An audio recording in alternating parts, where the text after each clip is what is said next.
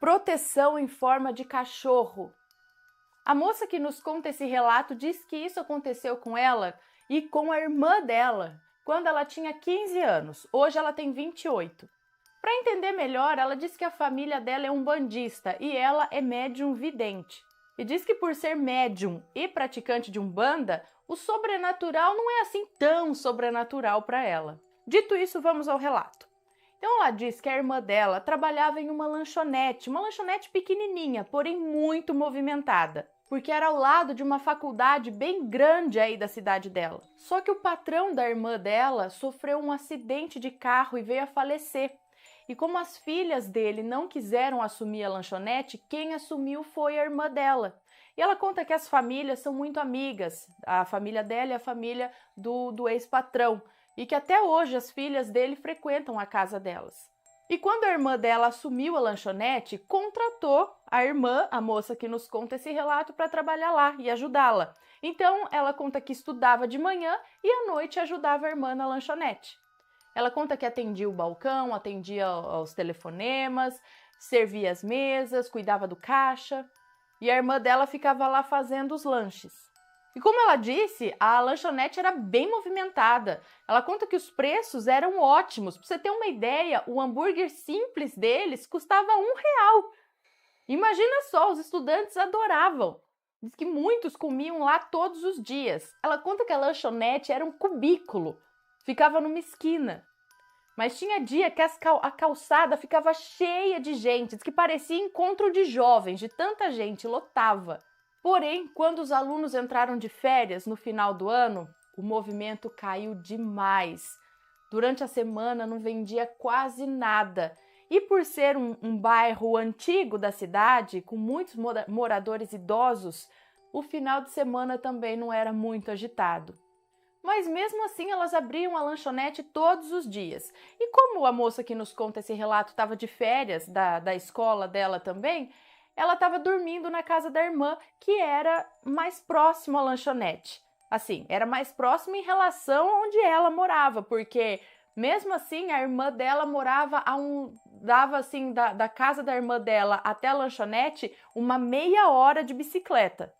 Bom, o relato aconteceu mesmo numa noite de sábado. Ela conta que foi uma noite estranha, um dia estranho. Sabe, tava estranho, parecia que era uma sensação de que alguma coisa ia acontecer. Ela conta que ela e a irmã passaram o dia pensando se abririam ou não a lanchonete naquele dia, mas acabaram que decidiram abrir, afinal elas tinham que trabalhar, né? Ela fala que, pensa numa noite que não passava a hora nunca. Elas abriram 8 horas da noite e o tempo não passava. Não só o tempo não passava nada, não passava uma pessoa na rua, não passava um cachorro, não passava um carro, absolutamente nada. Tava um vazio imenso. Quando deu 10 horas da noite, elas ainda não tinham vendido absolutamente nada na lanchonete. Quando um senhor vizinho lá, que ficava 2 casas depois da lanchonete, ligou pedindo para elas levarem um lanche para elas lá. Foi a única venda da noite, R$10. Ele pediu 2 lanches e uma Coca 600. 2 lanches, uma Coca 600 por R$10, realmente o preço era ótimo.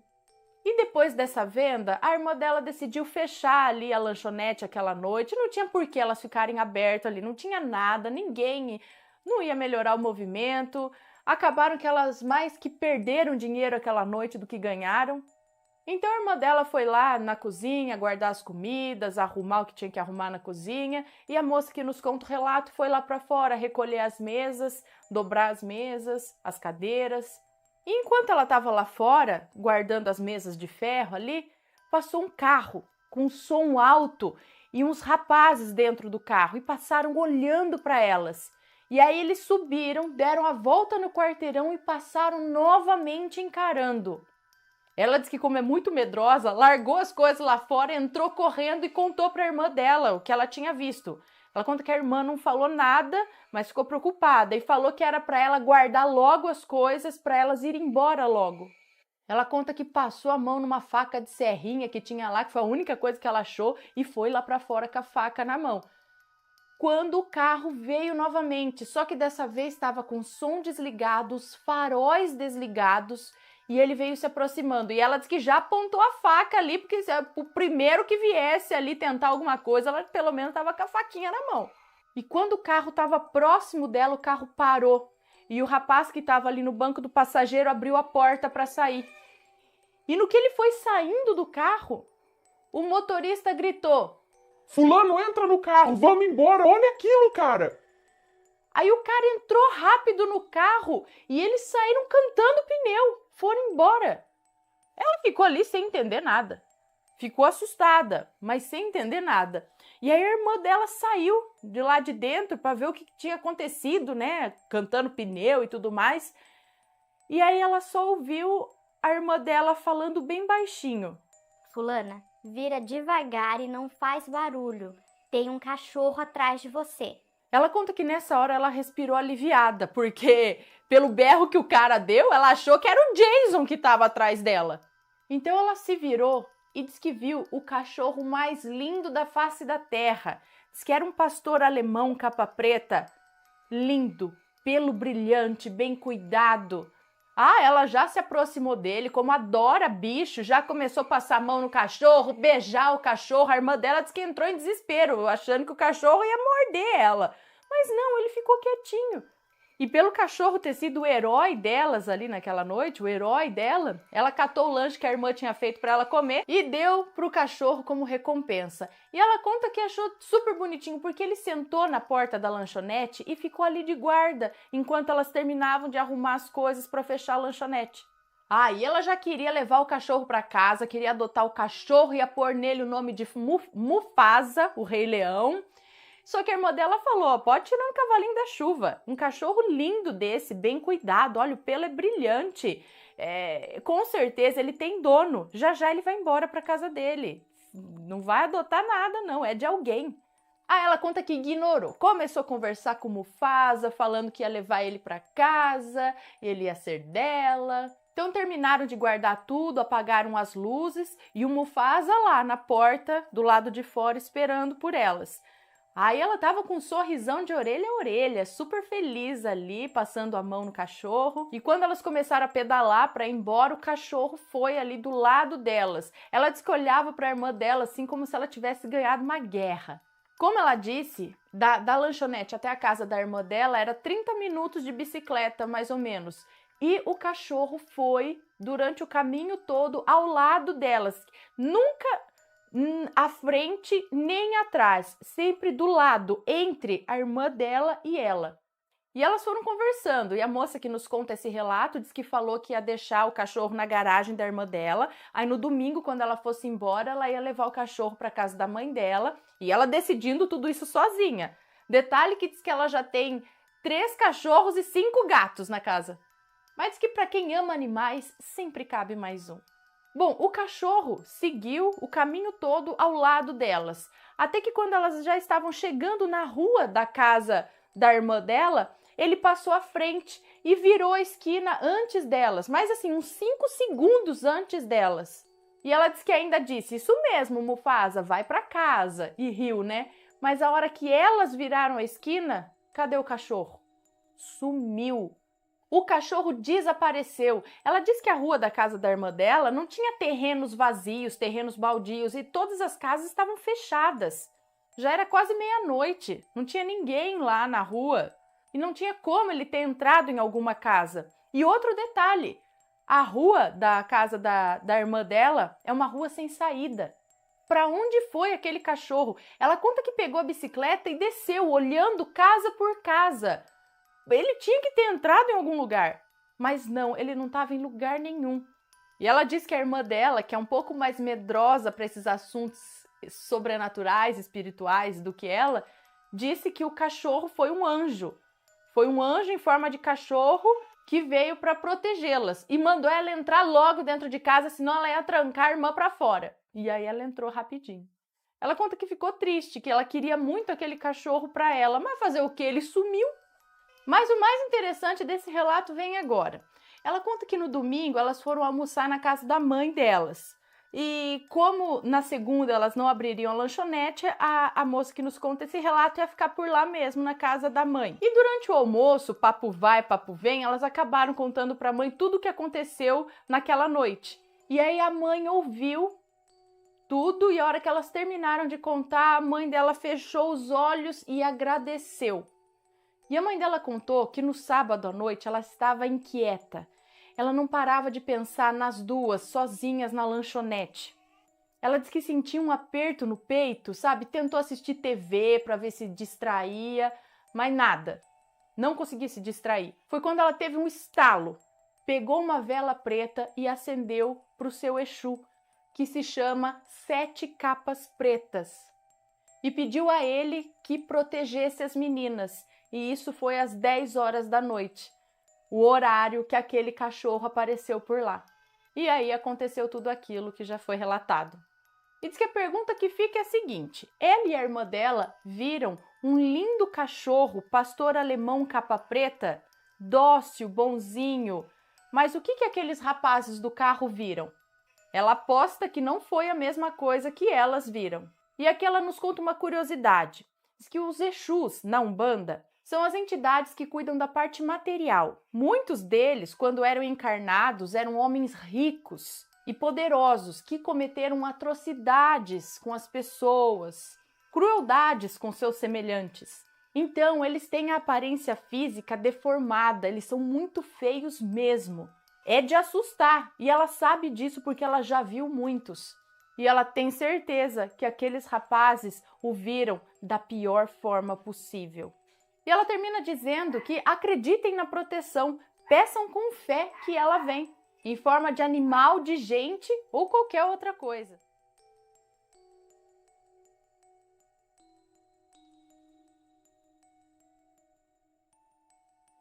Vamos lá. A Maledite era minha melhor amiga. Já chega e tapa na cara aí, né? Era sua melhor amiga e virou Maledite, gente. Olha só. Olá, Ana e Assombrados, meu nome é Fulana e venho relatar minha experiência com uma maledite, já que descobri esse termo no canal. Para não revelar identidades, vou chamá-la, que pode chamar de maledite, tá? Mas vou chamá-la aqui de Tati e todos os outros nomes também serão trocados. Eu conheci a Tati na faculdade. Ela trabalhava no Xerox e era muito simpática. Nós sempre conversávamos por 10 ou 15 minutos quando eu passava por lá para imprimir os exercícios das aulas. Até que de pouco em pouco, os 10 minutos foram virando meia hora, uma janela que eu não tinha aulas e por fim alguns minutos foram virando meia hora e aí quando tinha uma janela, tipo uma aula vaga, eu ia lá conversar com ela. Aí depois eu já comecei a matar algumas aulas chatas, porque eu queria conversar com ela, a conversa com ela era muito divertida. Bom, nós fomos nos aproximando. Falávamos sobre assuntos muito pessoais e dávamos colo uma à outra. E isso ficou mais intenso quando terminei o meu namoro na época. Ela foi muito minha amiga, me acalmou, me aconselhou e começamos a sair bastante juntas. Todas as festas, todos os fins de semana, sempre juntas. Nos tornamos melhores amigas e nos considerávamos irmãs. Isso foi em menos de um ano. Ela tem 10 anos a mais do que eu, mas sempre se comportou como uma adolescente desajuizada e muitas vezes era eu quem bancava a careta do rolê. Eu era a careta do rolê. Muito vaidosa, não aparentava ter a idade que tinha. Nem pela aparência, nem pelo comportamento, digamos, né? Ela já tinha 30 anos e fazia coisas assim muito questionáveis para a idade que eu não vou nem citar. Ela sempre seduzia os homens no rolê e eu, que nunca fui tanto dessa onda aí, muitas vezes eu ficava de vela, mas isso não me incomodava. Um belo dia, nós duas começamos a namorar simultaneamente. Ela era um grude com o meu namorado. Mal o conhecia e já o chamava de irmão, assim como fez comigo. Ela pulava de cavalinho nas costas dele. Ai, como eu não gosto disso, gente. Ai, essa intimidade, sabe, com o homem da gente. Amiga, tem limites, né? Ficava lá. Ela pulava de cavalinho nas costas dele, abraçava ele, dava apelidos a ele. Porém, eu nunca me incomodei. Ah, eu me incomodava sim, pois eu não sou do tipo ciumenta e sempre confiei nela. Vai lá. Até que um dia todos nós saímos de casais e, enfim, conheci o namorado dela. Eu já tinha até ajudado ela a montar um presente para ele, mas até então eu não o conhecia. Ele era muito legal e fizemos amizade. Mas quando o adicionei no Facebook, ela virou outra e disse: não gosto que adicione o meu namorado no Facebook. Falei: você pode pular de cavalinho nas costas do meu. Não gostei, não quero, não gosto que adicione meu namorado no Facebook. Você é minha amiga e não amiga dele. Mas ela já tinha o meu namorado no Facebook e era até irmã dele, de tão íntima, não era? Por que eu não posso adicionar o namorado dela no Facebook? Eu achei estranho, mas relevei. Apenas contei ao meu namorado isso e pedi para ele se afastar um pouco dela, pois se ela se incomodou comigo, fazendo com o namorado dela muito menos do que ela fazia com o meu, é porque ela mesma não via isso com bons olhos e poderia estar fazendo para me provocar. Ele entendeu e assim ele fez. Porém, continuaram amigos, com alguns limites apenas. Passou-se um tempo e uma grande amiga minha entrou na faculdade, a Bruna. Eu logo a apresentei a Tati e pensei que seríamos um trio, coisa que nunca fomos. Ela se aproximou muito da Bruna, mas mantinha todos os rolês separados. A Tati não gostava que convidasse a Bruna para sair com a gente, mas quando eu não podia ir, ela mesma a chamava. Eu também não me atentava a isso. Na verdade, relevei tanta coisa e por isso a nossa amizade durou uns 2 anos. Enquanto eu namorava, ela terminou o namoro dela e foi aí que o inferno começou. Ela fazia escândalos se eu optasse por passar o fim de semana com meu namorado. Ela insistia para eu sair com ela, pois ela sempre estava mal. Eu nunca deixei de sair com as minhas amigas, mesmo namorando. Isso é parte de quem sou eu, de quem eu sou, né? E ela se aproveitava desse meu princípio para dizer que se eu não fosse, eu estaria passando por cima de quem eu sou por causa de homem. Só que nas festas, ela continuava a seduzir os homens e tentava me empurrar para alguém também, mesmo sabendo que eu estava namorando, sendo a melhor amiga do namorado, não é? E, olha lá, mesmo eu namorando e ela sendo amiga do casal, ela me empurrava para outros caras. As pessoas me viam acompanhando a Tati enquanto ela ficava com alguém, e por ser uma cidade pequena, as pessoas diziam ao meu namorado que me viram com outro constantemente. Mesmo sendo ela quem estava ficando. Ela sabia de todas as situações e continuava a fazer a mesma coisa igualzinho. Insistia para eu ir e criava situações que faziam as pessoas pensarem que eu estava traindo o meu namorado. Um belo dia, ela capotou o carro. Não machucou muito, graças a Deus. Porém, todos nós ficamos muito preocupados. Mas eu fui a única que ia todos os dias na casa dela para ajudá-la a se cuidar. Eu ia direto da faculdade para lá e nos fins de semana eu atravessava a cidade para cuidar dela. E ela, sempre muito dramática, usava da situação para se fazer de coitada. Até do meu pai, que estava se divorciando, ela tentou dar em cima na época que estava acidentada.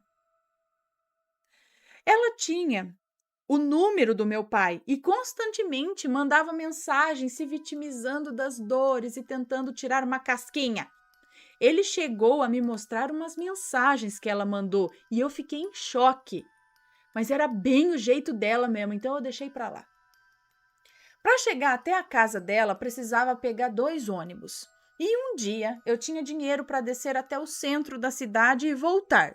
2 ônibus. para fazer umas coisas que eu precisava.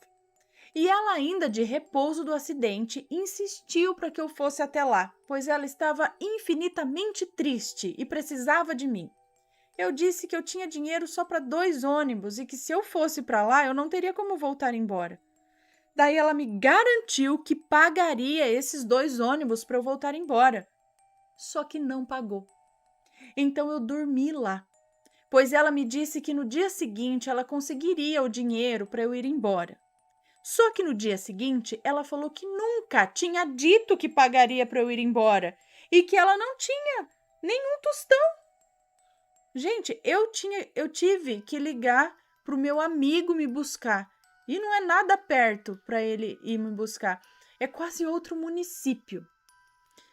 Bom, o tempo passou e as coisas amenizaram, apesar de pequenos ocorridos sempre serem constantes. A Tati passou a dormir na minha casa todo final de semana e durante as férias da minha faculdade, ela dormia todos os dias na minha casa. Gente, a gente já leu um relato parecido com esse, que a mulher se entufiava, parece que justamente para atrapalhar a relação dela com o namorado, sabe?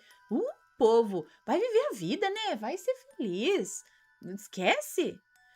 Bom, ela gostava de pegar as minhas roupas favoritas para usar quando ia para minha casa e não levava nem roupa suficiente para ela para pegar as minhas e usar. E parecia que ela não levava de propósito. Eu oferecia outras, mas ela queria as minhas favoritas. E ela nunca devolvia as minhas roupas. Sempre enrolava, dava uma desculpa boba e não devolvia.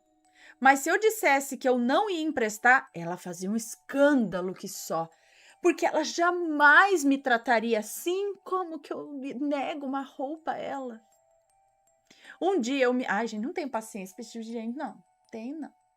Tchau, da linha da minha vida. Um dia eu me acidentei e virei o meu pé. Eu não consegui andar e precisei repousar por uns 15 dias. Já adianto que a Tati não foi um só dia me visitar. Recebi visitas de amigos distantes que eu nem esperava, mas ela nem deu as caras. Ao invés disso, saía toda semana com os amigos novos que eu não conhecia e isso me chateou demais. Até chegamos a discutir. Meu aniversário estava próximo e assim que a data chegou, ela se juntou a uns amigos meus, aos meus pais e ao meu namorado e me fez uma festa surpresa. Depois disso, eu acabei perdoando. Nós saímos logo depois da festa, mas o lugar que queríamos ir estava fechado e então combinamos que no próximo fim de semana a gente ia até lá. Tá vindo um cheiro bom de carninha frita aqui, bife, sei lá. Bom, o próximo fim de semana chegou e eu me esqueci completamente disso. Um amigo nosso se lembrou e veio me perguntar se a gente ia, se nós iríamos todos sair. E eu disse que sim. Eu só havia me esquecido. E então ele chamou o restante do pessoal, inclusive ela. Só que nisso ela surtou e brigou comigo, dizendo que eu não a chamei, que eu ia deixar ela de fora do rolê, mesmo não sendo eu quem estava organizando tudo, né? Quando liguei para ela, ela estava com aqueles novos amigos, era um casal, a Joana e o Luan, que eu cheguei a conhecer mais tarde e vou detalhar logo mais. Ela entregou o telefone para Joana atender, que me disse que a Tati estava muito triste comigo, chorando muito, incapaz de falar e que era para eu não encher o saco. Gente, fala, mas sem paciência com esse tipo de gente. Ai, sinto muito, filha. Vai procurar uma terapia, vai te ajudar bastante, né? Vai fazer alguma coisa que você gosta, né? Vai viver sua vida, vai estudar. Nossa, isso ajuda muito a vida. Vai estudar, vai, sei lá, vai, não sei, mas, gente, ai, que canseira, né, esse povo.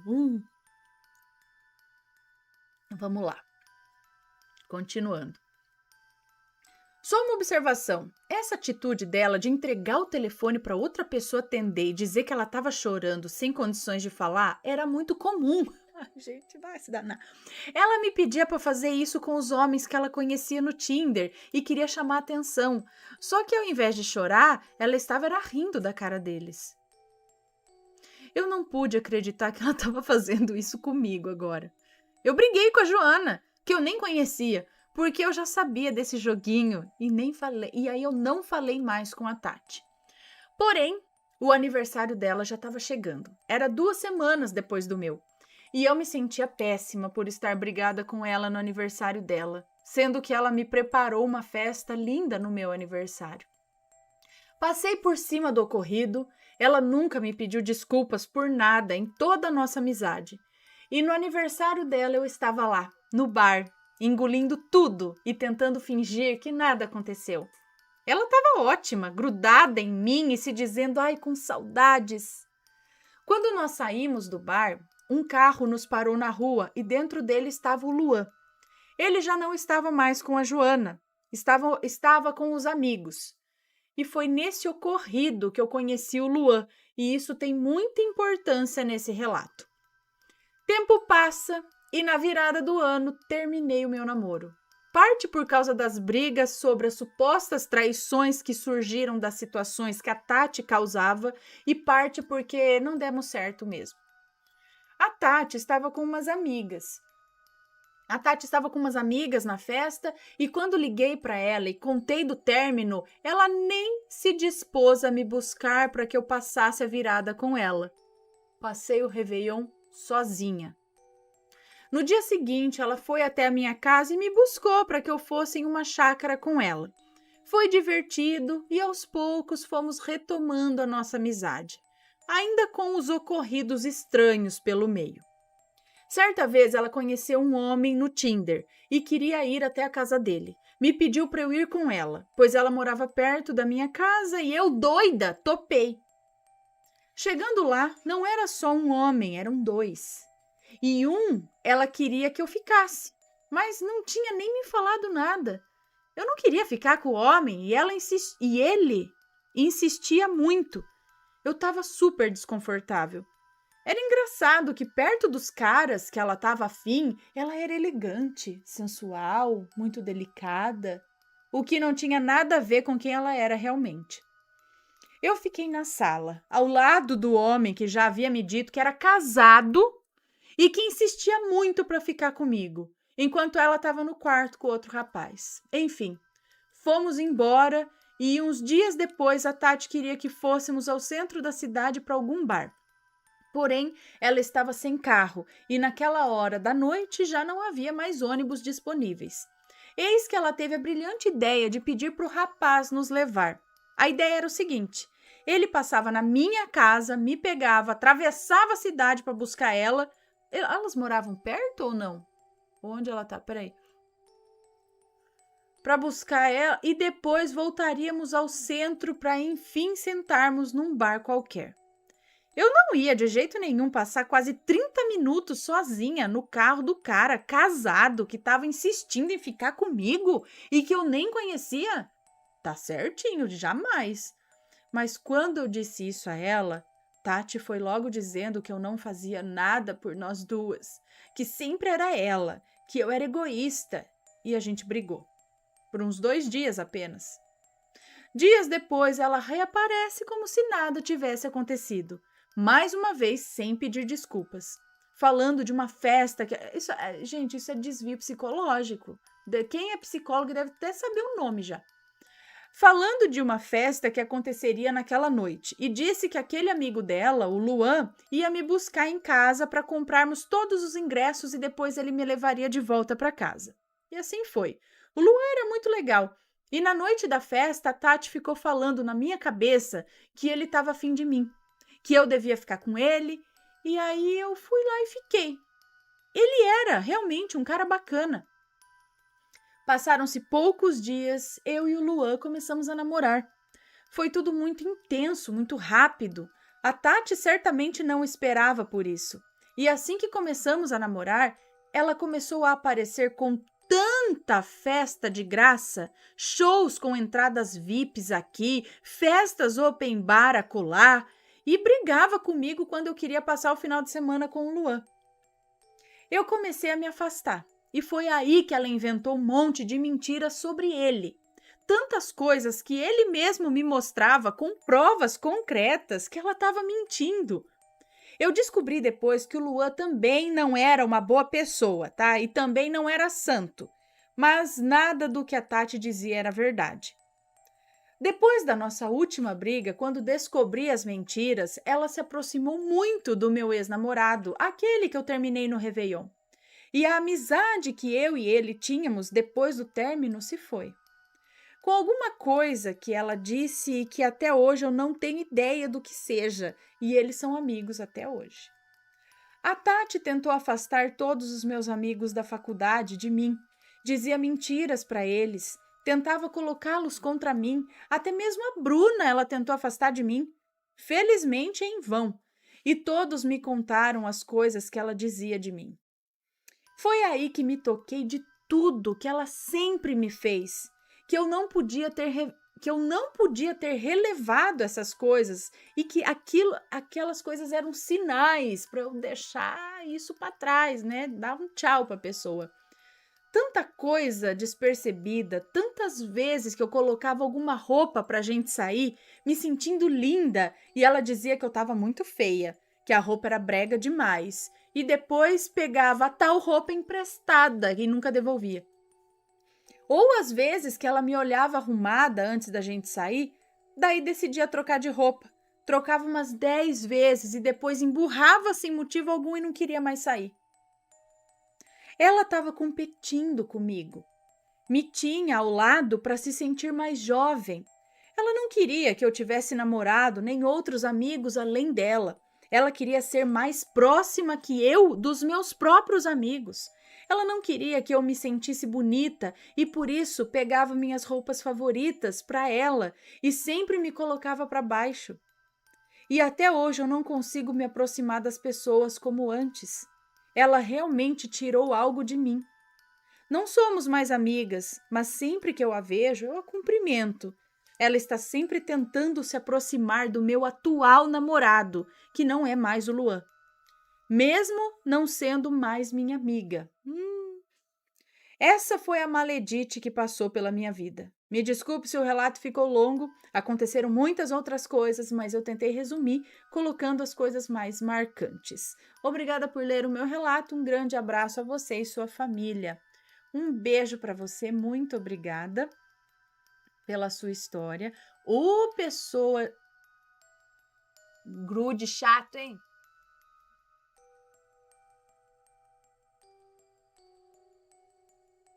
A Virgem Maria me ouviu. Vamos lá ver. Olá, Ana e Assombrados, boa noite a todos. Estou escrevendo à noite e eu também tô lendo à noite. Não tem nomes no relato, ok. Pode me chamar de fulana, tenho 34 anos e sou do Espírito Santo. Bom, meu relato não tem nada de assustador, e sim uma bênção que eu recebi, uma ajuda divina. Estou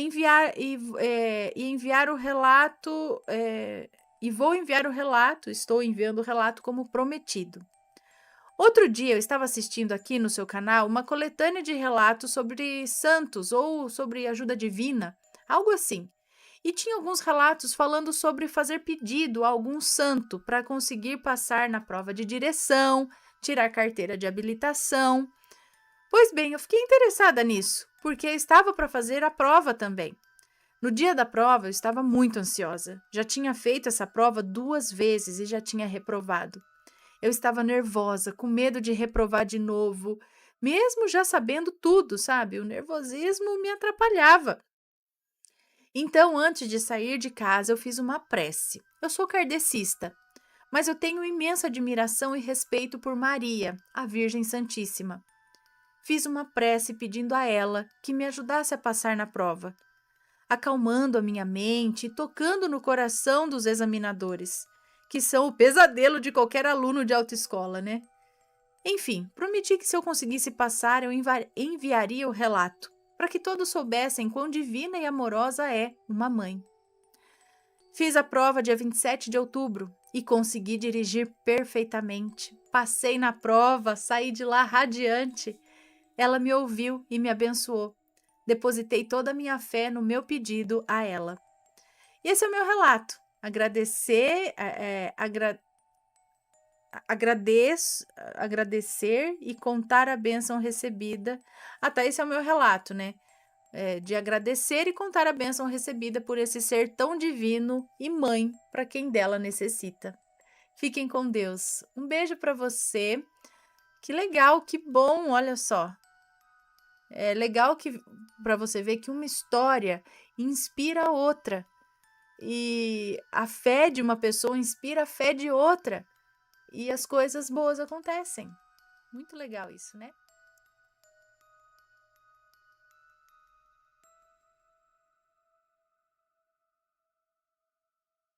Conselho / bronca dos pretos velhos. É assim que é o plural de pretos velhos. Enfim.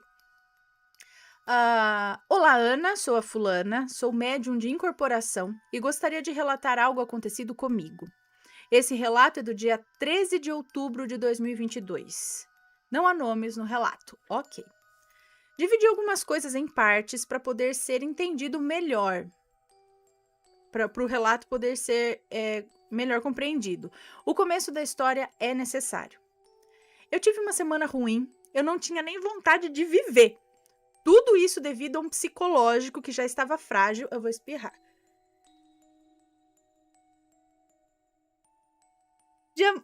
Aprendi a mutar o microfone para espirrar. Mas não vou mutar mais, vou espirrar mesmo. É na orelha de vocês. Vamos lá, continuando. Tá. Tudo isso devido a um psicológico que já estava frágil e acabei me envolvendo com uma pessoa de energia duvidosa e isso foi o que piorou tudo. Não ouvi a minha intuição e acabei criando, digamos que uma amizade com essa pessoa. Era uma pessoa legal, mas alguém com um jeitinho aproveitador, camuflado. E a residência dessa pessoa tinha uma energia muito pesada. É uma pessoa que tem, sim, chance de ser ajudada, digamos que espiritualmente, mas que não se dedica, não vai atrás. Isso ocorreu perto de um dia que eu teria gira. Na mesma semana, após ter tido contato com essa amiga, eu comecei a ter pensamentos ruins, me sentir pesada energeticamente, ter umas crises de ansiedade fortes e até quase tentei contra a minha própria vida. Eu faço tratamento psicológico, nunca cheguei nesse nível de tentar alguma coisa. Eu tenho um pouco de ansiedade, mas voltando. Com toda essa energia ruim, pensamentos ruins, pensei que eu não conseguiria incorporar e até pensei em faltar nessa gira. Um dia antes, à noite, rezei e pedi ao meu pai Oxalá um sinal. E então eu dormi. E lá eu sonhei. Era um sonho meio confuso, mas que me passava ser importante eu comparecer e não ir desistindo da minha espiritualidade, pois aquilo era muito necessário. Me concentrei no dia, arrumei minhas coisas e fiz o meu banho de ervas. Comecei a pensar e realmente notei que ela não era alguém confiável e eu decidi me afastar. Enfim, firmei a vela para os meus vovôs e não é sempre que o vô vem, mas não estava sentindo muito a energia da avó. Firmei a da avó primeiro e do vô por segundo. Quando fui levá-la ao altar, ela caiu e apagou. E se quebrou, sobrando apenas a do nego. Foi a minha confirmação de que ela não viria. Fui ao terreiro e chegando lá, me arrumei, mesmo me sentindo estranha, firmei minha cabeça e inesperadamente, quando começa a gira, eu sinto a preta velha. Eu não tinha levado nada dela, pois tinha certeza que ela não viria. Apenas levei uma vela a mais. Ela veio mesmo assim e disse para mim mentalmente: Fia, a nega só veio hoje para levar as suas tristezas. Ela pegou a vela. Quando Cambone é a pessoa que ajuda a entidade, auxilia no que for necessário, como anotar recados, ajudar a acender a vela, etc. Os Cambones são muito importantes. Então, ele ajudou ela a acender a vela e quando a avó firmou ela, disse para mim mentalmente: aqui a nega leva toda a sua dor, todo sentimento ruim, todo o carrego. Quando Zifia chora, a nega chora também. Quando Zefia se sente triste, se machuca, machuca a nega também. Parte dessa tristeza e vontade de morrer não é só sua. A Fia pegou daquela lá. Isso tudo foi só da energia para Fia. Isso tudo foi só da energia para Fia ver o que essa pessoa carrega. Nesse toco, eu tiro tudo isso da Zefia. Tô aqui para te ajudar e aqui termino o meu trabalho, porque quem vem trabalhar é o nego. E aí a avó foi embora. Após isso, eu já estava arrependida e pensando em 1000 formas de mudar e ouvir mais a minha intuição. O nego veio, tranquilo, mas após um momento ele chamou o Cambone e firmou o toco dele. Ele não me passou especificamente o trabalho que ele estava fazendo, mas eu sentia que era algo que estava para se iniciar, tipo o começo de uma jornada. Eu não sei explicar. E então ele falou para o Cambone me avisar que agora ele ia começar a vir mais. Após isso, ele começou a me falar. Fia, quando a gente fala, é para você ouvir. A gente tá aqui para te ajudar, mas eu preciso trabalhar também, e você não deixa. Ele falou com as palavras dele, então eu não lembro exatamente, mas foi mais ou menos isso. A Fia precisa arrumar a cabeça. A Fia quer que as coisas deem certo, mas só fica pensando coisa ruim. Não deixa a gente trabalhar. Ele falava isso num tom que eu não deixava os guias que eu recebo também. Ele falava isso num todo, que eu não deixava os guias que eu recebo também em outras giras. É isso? E ele continuou falando, não tem como trabalhar. E Zefia vem com a cabeça bagunçada. Eu ouvi o conselho, mas ainda tenho muita insegurança de pensar que sou eu que estou fazendo. Ou seja, eu realmente atrapalho eles. Eu fico perguntando as coisas, eu não deixo eles trabalharem. Eu juro que depois dessa eu vou melhorar. Eu fiquei ainda em dúvida se era ele. Que mesmo que fosse bronca, teria como ele falar para alguém isso tudo para eu confiar mais. Ele foi falando e eu fui sentindo a bronca e eu comecei a chorar. Ele falava e eu chorava por dentro. E depois do aviso ele foi embora. Veio vindo ali um sentimento de culpa por não me doar por inteiro e por ter me deixado levar assim tão numa boa pela tristeza, quase me perdendo, esquecendo que eu tenho eles comigo, ignorando a minha intuição. Após isso, eu vou ser sim uma pessoa melhor, me dedicar mais, não só na espiritualidade, mas também na minha vida pessoal. Que com essa tristeza e essa dor que, graças a Deus, a nega levou, estava abandonando tudo. Chorei sim e choro quantas vezes for necessário, desde que seja por uma vida melhor. Agradeço aos meus vovôs por sempre estarem comigo, me protegendo e cuidando de mim. Adorei as almas. Adorei as almas. Peço que a parte em parênteses você leia apenas para você. Ok.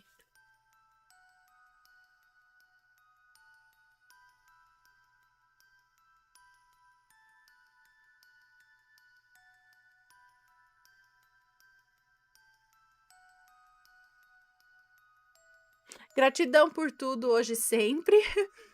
Tá aqui um conselho. Nunca duvidem da sua intuição. Não se deixe levar pela tristeza. Não abandonem os seus sonhos. Deus olha por todos nós e cuida de cada um à sua maneira. Às vezes a dor vem para que uma felicidade maior possa chegar.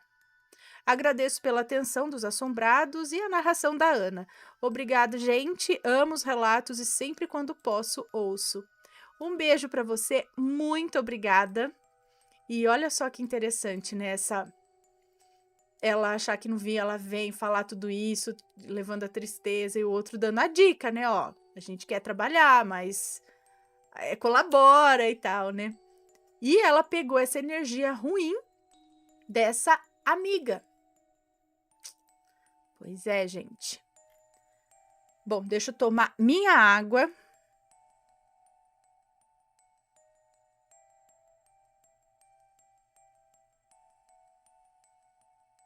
E vamos começar com o relato de hoje, que é este daqui. Eu também vi um ser brilhante. Lembra que a gente contou a coletânea temática dessa semana, no domingo, foi sobre seres brilhantes, seres que emanam luz, alguma coisa assim? Então, essa pessoa deve ter assistido e aconteceu com ela também. Vamos ver. É uma moça que nos conta. Olá, Ana e assombrados. Hoje venho relatar a vocês uma coisa que aconteceu comigo. Ontem, procurando um vídeo seu para eu assistir, me deparei com uma coletânea inteira sobre seres brilhantes. E na hora eu virei para o meu esposo e falei: olha o nome desse vídeo! Lembra o que aconteceu comigo? Vou relatar. E aqui estou eu. Como é bom esse canal que nos dá abertura para falar de coisas que outros diriam ser coisas da nossa cabeça. Bom, vamos ao relato.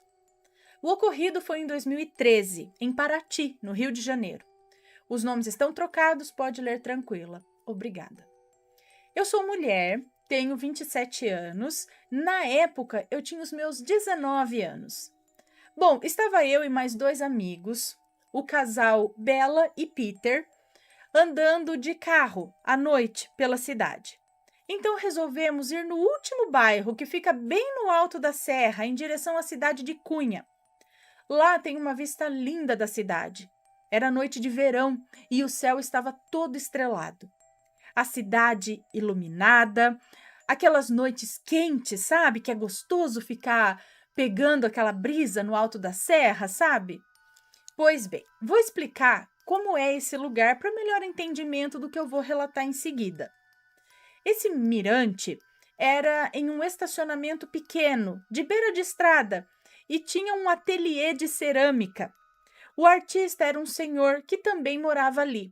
Digo era, porque 8 anos depois eu não sei dizer se ele ainda está vivo. Bom, e pelo nosso costume de vez ou outra ir até lá, já conhecíamos ele de cumprimentar assim. E até às vezes entrar para ver suas lindas peças de barro cru que ele produzia. Ele era sozinho, mas contava com a companhia de alguns gatos e alguns cachorros. Não sei dizer quantos exatamente. E eles ficavam por ali, livremente, entre estacionamento e o quintal do ateliê. Como se trata de uma estrada na Serra da Mata Atlântica, você deve imaginar que em volta desse local só havia floresta e escuridão. Nesse dia em questão, o senhor não estava em casa ou no ateliê. A única luz acesa era a da parte da frente do ateliê. Havia alguns cães por ali que nos recepcionaram com pulinhos e rabinhos balançando. E como sempre, como eu e Bela somos manteigas derretidas com animais, já fizemos aquela vozinha fininha de quem fala com eles como se fossem bebês. Resolvemos pegar alguns biscoitos que levamos para ficar comendo ali e vendo as luzes da cidade, admirando as estrelas e conversando. Já passado alguns minutos que estávamos ali, eu já não estava mais olhando para a cidade lá embaixo. Comecei a me distrair com um dos cães que estavam ali ao nosso redor. Ele era de porte grande, um vira-lata meio caramelo, porém com o pelo bem clarinho.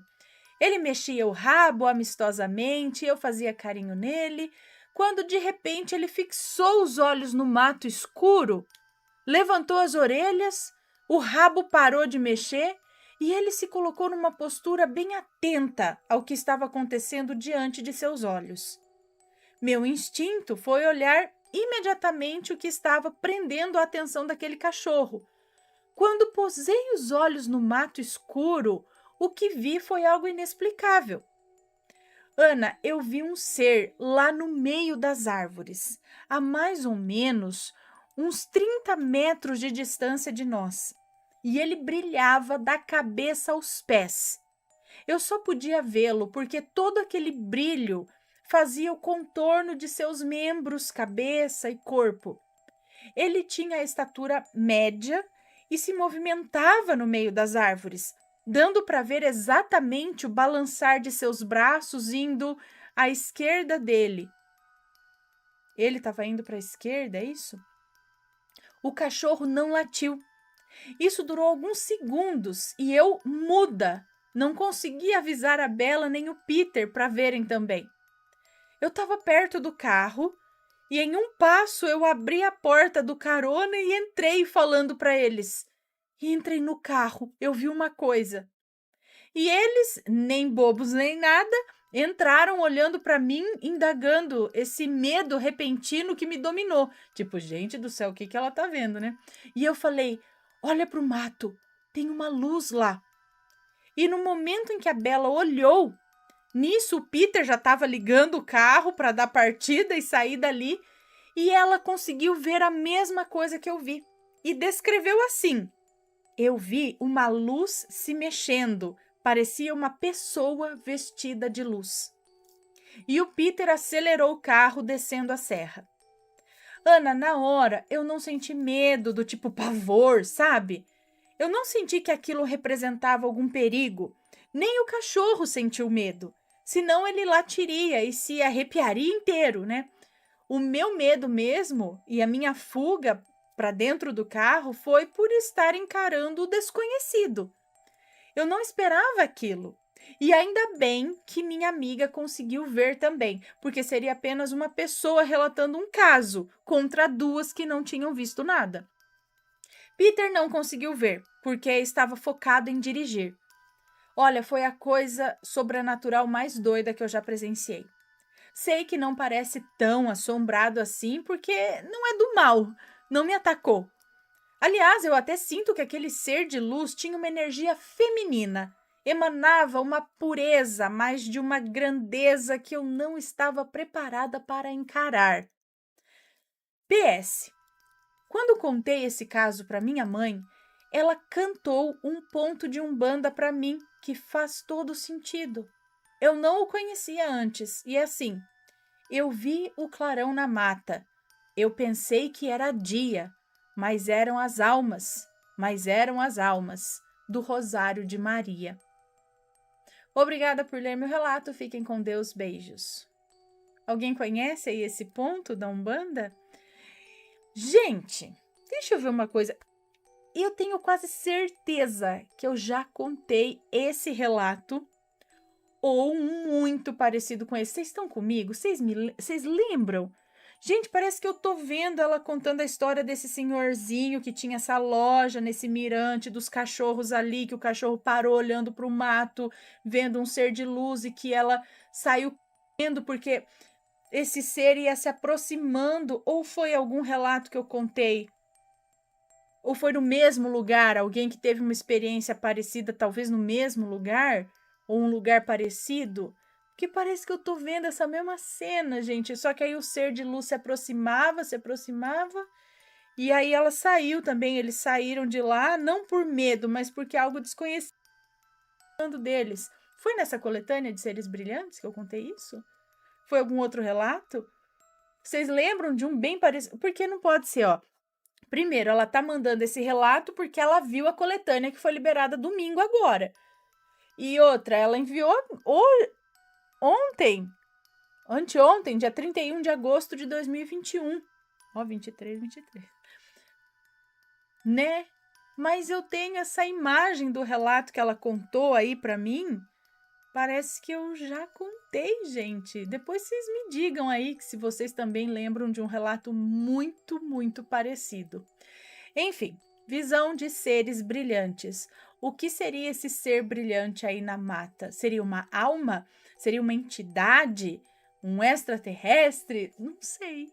O que vocês acham? O que são esses seres brilhantes? Deixem suas opiniões, sempre com respeito, por favor.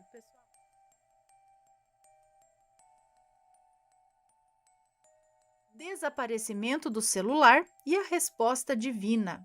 Vamos ver aqui. Olá, Ana, me chamo Fulana, mas sei que você vai me chamar de Fulana.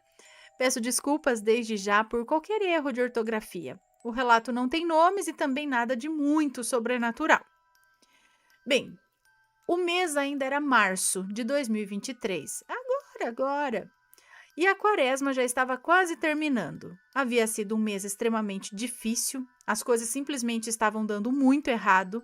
Eu sou católica e me considero um pouco sensível às coisas sobrenaturais. Então atribuí todas essas dificuldades à Quaresma, que é um período de obstáculos e provação. E além disso, eu já vinha tentando me aproximar da minha religião e também de Deus. Porém, como você bem sabe, quanto mais rezamos, mais assombrados somos. Quanto mais eu rezo, mais assombração me aparece. O que eu não imaginava é que eu ia passar por tal angústia. Tudo começou numa terça-feira. O dia começou bem, a tarde chegou e fui para o meu curso, como de costume. A aula se passou normalmente, o meu celular estava na mesa, bem à frente, até que tivemos que mudar de sala e eu rapidamente juntei todas as minhas coisas e coloquei o meu celular em cima do caderno. Ao menos foi o que pensei, né? Chegamos na outra sala às 3:30 da tarde e lá ficamos até às 5 da tarde. E foi aí que o meu desespero começou. Precisei usar o celular e qual foi minha surpresa quando percebi que ele não estava na bolsa. Foi quando eu percebi que ele não estava na bolsa, nem na mesa, nem na sala. É isso? Então voltei para a sala anterior e adivinha? Ninguém soube me informar onde ele estava. Fui no achados e perdidos e nada. Então comuniquei aos meus colegas que prontamente começaram a procurar comigo. Olhamos por todo lugar, ligamos várias vezes para o meu número e mesmo assim não havia resposta. Então não me sobrou alternativa a não ser voltar para casa. Ana, eu moro em outra cidade e àquela altura eu não tinha mais esperanças de encontrar o celular. Voltei para casa aos prantos. Eu não sabia o que fazer, eu só conseguia pensar que o celular que eu tinha conquistado com tanto esforço tinha sumido, do nada. E com ele todos os meus dados, já que o celular era novo e não tinha segurança alguma. No ônibus, enquanto eu voltava, eu chorava silenciosamente enquanto tentava entender como tudo aconteceu. Até que eu parei e rezei. Clamei a Deus e a Nossa Senhora e disse assim: meu Deus, se eu encontrar o meu celular, rezarei 1/3 por mês, até o final. Rezarei pelos esquecidos e pelos odiados, para que encontrem salvação e pela proteção dos inocentes. Prometi também que escreveria um relato para, quem sabe, ajudar alguém. Quando cheguei em casa, tentei acionar o rastreamento, mas não tive sucesso, então liguei o alarme e ele tocou por 5 minutos até alguém encontrá-lo. Essa pessoa conversou comigo e deixou ele em um lugar seguro onde eu pudesse buscar no outro dia. Enfim, o celular estava na escola o tempo todo e ninguém o encontrou antes. Estranho, não é? Ele sumiu por horas e não estava no silencioso. Como alguém deixou ele sozinho e ninguém da secretaria foi avisado? Perguntas sem respostas, mas de uma coisa eu sei: Deus me escutou. E escrevi esse relato com o celular perdido, que agora foi encontrado. Obrigada por ler o relato. Deixo uma mensagem aos aflitos. Não se esqueçam que Deus sempre escuta os nossos gritos. Um beijo para você, muito obrigada. Gente, hoje em dia, né, dá um desespero perder o celular, porque a gente tem muita coisa dentro, né? Trabalha usando, enfim. Paga conta, um monte de coisa, né? Mas olha só, interessante, né? Como que ninguém achou? Será que ele meio que foi para uma outra dimensão e depois voltou? Pode ser.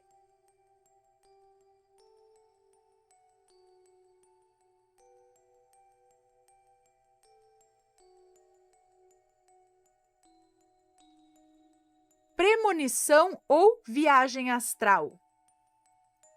Olá, Ana, me chamo Fulana, mas sei que vai me chamar de Fulana. E no meu relato não haverá nomes. O relato que venho contar hoje é sobre minha viagem astral, ou pelo menos acho que foi uma viagem astral. Aceito que os assombrados deem as suas opiniões nos comentários para me ajudarem a entender melhor o que eu passei, pois nem eu sei explicar o que aconteceu ao certo. Eu moro com meu marido em uma casa que a minha sogra Maledite mora ao lado. Ela mesma se auto-intitula bruxa e foi encontrado até uns bonequinhos de voodoo no esgoto dela. E o meu marido mesmo disse que ela já foi fazer trabalhos no cemitério. Eu duvidava dele, até ela me passar um tutorial de trabalho para matar alguém no cemitério. E eu fiquei de cara como realmente era verdade dele. Eu só respondi, credo, eu não faria isso. Além de fazer mal às pessoas, isso volta pra gente. E eu não quero isso pra mim. Ela, toda sem graça, concordou comigo. Eu sempre encontro trabalhos em frente à casa, pois moramos bem de frente a uma encruzilhada. Inclusive, já achei velas, perfumes, brinquedos, peças íntimas dentro do nosso quintal, bem na entrada do portão. Uma coisa meio macabra mesmo, né? Mas enfim, vamos ao relato em questão. Desde criança eu tenho premonições de coisas que depois acontecem. Eu não sei explicar. Às vezes eu tô acordada e sinto que aquilo vai acontecer. Ou eu sonho de uma forma bem diferente de um sonho normal. É como se fosse bem mais real que um simples sonho. Certa noite eu sonhei que o meu gato estava perseguindo um pássaro bem gordinho, lindo, acinzentado, e queria matá-lo.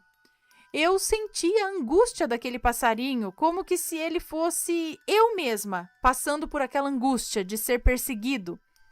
E sentia como se aquele gato fosse o meu marido. E o pássaro fugia, tentava sair e não conseguia fugir do gato, até que o gato o capturou. E eu acordei num susto tremendo, bem agoniada. Acordei meu marido e contei para ele sobre o sonho. Antes de eu levantar da cama, eu contei. Ao amanhecer, bem cedinho, fui estender roupas e o meu gato entrou miando, pois estava lá fora a noite toda. Eu até tento trancar ele dentro de casa, mas só quem tem gato sabe, eles dão um jeito de fugir, sempre. Peguei a bacia, fui estender a roupa e debaixo do meu varal tinha um pássaro lindo, cinza clarinho, morto. A hora que eu vi aquilo, eu fiquei com o corpo quente, uma sensação bem ruim. Chamei meu marido, pedi para ele fazer algo com aquele passarinho, pois eu não estava me sentindo bem. Ele olhou para mim assustado, me chamou de vidente esquisita e enterrou o pássaro que o meu gato nem comeu, só matou mesmo a troco de nada. Ele nunca havia feito isso antes. Ele é um gato bem calmo, só come a ração dele. Eu não entendi por que dele ter feito isso. O que vocês acham, assombrados? Será que tinha algo a ver com algum trabalho feito contra mim e contra meu marido? Será que era algo que acabou pegando no pobre animal? Afinal, eu e meu marido antes brigávamos muito, coisa feia mesmo, de se pegar no cacete, dele me convencer a voltar com ele. De briga feia mesmo, até. Nossa, ele até já me agrediu nessas brigas, de forma que eu fiquei sem respirar por um tempo, pois ele havia pressionado o meu peito contra a parede, então eu não conseguia respirar. Gente, terminei com ele, mas como trabalhamos juntos e estudávamos juntos, não tinha como ficarmos longe. E ele me convencia a voltar com ele. Eu sei que eu fui burra, mas enfim, hoje nos damos bem, afinal temos um filho. E ele morre de medo de eu sumir e deixar ele longe do filho, e de eu cobrar pensão dele. Muito obrigada por ouvir o meu relato, e se alguém souber explicar melhor o que é isso, me avisa aí nos comentários, porque eu mesma não sei explicar. Talvez seja realmente essa relação aí, o marido como predador, o gato. E será que isso foi um aviso do gato realmente pegar o passarinho cinza ali? Já que no sonho você sentia que o gato era o seu marido e o pássaro era você? Tipo, ele poderia acabar com você ali? Agora, quando que foi esse sonho?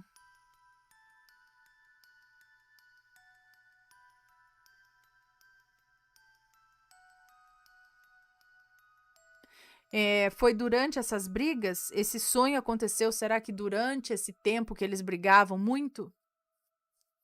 Será que tem mão da sogra maledite aí no meio? Tentando fazer alguma coisa, acaba prejudicando o próprio filho? Ai, sei lá, gente, sei lá. Deixem aí suas opiniões, sempre com respeito, por favor. E vamos então dar os últimos. Está gostando dos relatos no Reverso Assombrado? Então não se esqueça de deixar o seu like. E é claro, se ainda não for inscrito, se inscreva.